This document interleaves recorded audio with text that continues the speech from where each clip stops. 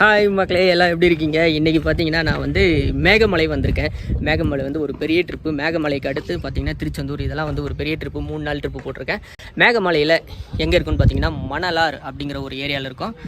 மேகமலை ஏறி வந்தோம்னா ஏறினோடனே ஒரு இடத்துல மேகமலைன்னு இருக்கும். அதுக்கப்புறம் பார்த்தீங்கன்னா ஹைவேஸ் இருக்கும். அதை தாண்டி வந்தீங்கன்னா மணலார் அப்படின்னு சொல்லிட்டு அந்த லேண்ட்மார்க் கூட பார்த்தீங்கன்னா இந்த ஆற்று மேலே ஒரு பாலம் வரும். அதுதான் பச்சை பசேலும் பயங்கரமாக இருக்கும். மேகங்கள்லாம் வேறு லெவலில் இருக்குது. சைலண்ட்டாக இருக்கும். சண்டேங்கிறதுனால கொஞ்சம் போக்குவரத்து இருக்கும். அதை மற்ற நாளெல்லாம் வந்தீங்கன்னா ஒரு வண்டி கூட இருக்காது, ஒரு சத்தம் கூட இருக்காது. அவ்வளோ பீஸ்ஃபுல்லாக இருக்கும். இப்போ அந்த இடம்லாம் உங்களுக்கு அங்கங்கே கொஞ்சம் இடம்லாம் நான் காமிக்கிறேன்.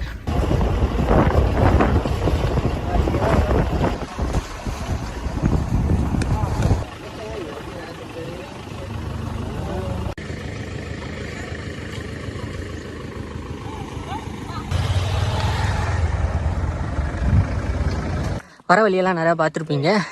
ஒரே மிஸ்டாக தான் இருக்கும்.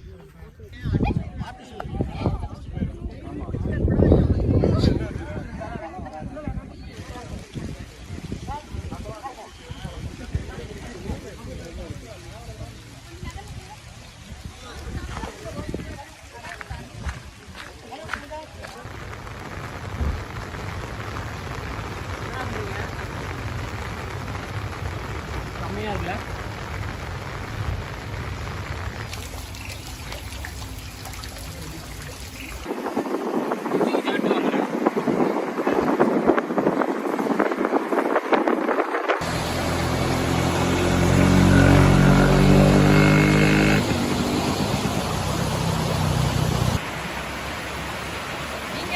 நானே வரேன்.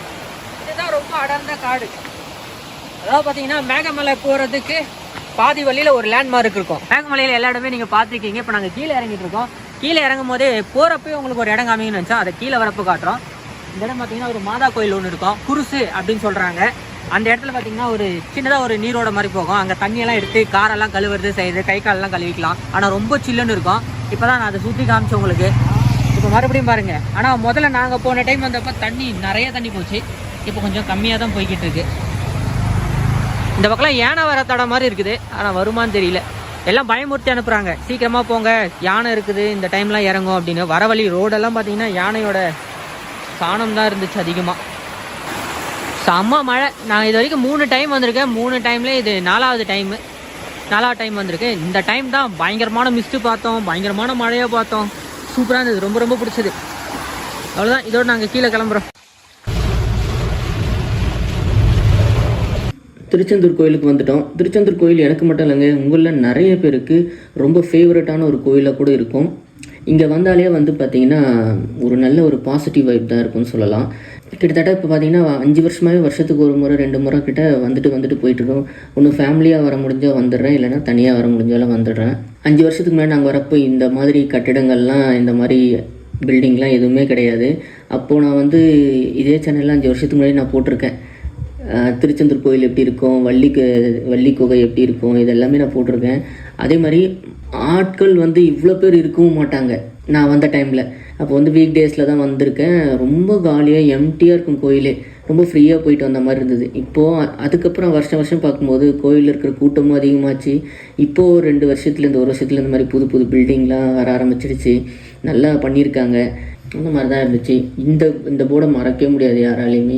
அங்கேருந்து நம்ம கோயில் என்ட்ரன்ஸ்லேருந்து பார்த்தோம்னா கருணை கடலே கந்தா போட்டுங்கிற போர்டு வந்து எல்லாருக்குமே தெரியும். உங்களில் நிறைய பேர் போயிருப்பீங்க திருச்செந்தூர். யாருக்கெல்லாம் ஃபேவரட்டான ஒரு கோயில்னு சொல்லுங்கள். யாருக்கெல்லாம் ரொம்ப பிடிச்ச கோவில், இங்கே வந்தால் என்ன மாதிரியான மனநிலை உங்களுக்கு இருக்கும் அப்படிங்கிறத நீங்கள் கமெண்ட்டில் சொல்லுங்கள். இந்த கோவிலில் வந்து கடலில் குளிச்சுட்டு, நாடிக்கிணறில் குளிச்சுட்டு முருகனை தரிசித்தா அது ஒரு நல்ல ஃபீல் கொடுக்கும். திருச்செந்தூர் வந்ததில் உண்மையிலே ரொம்ப சந்தோஷமாக இருக்குது. இதோட இந்த வீடியோவை நான் முடிச்சுக்கிறேன்.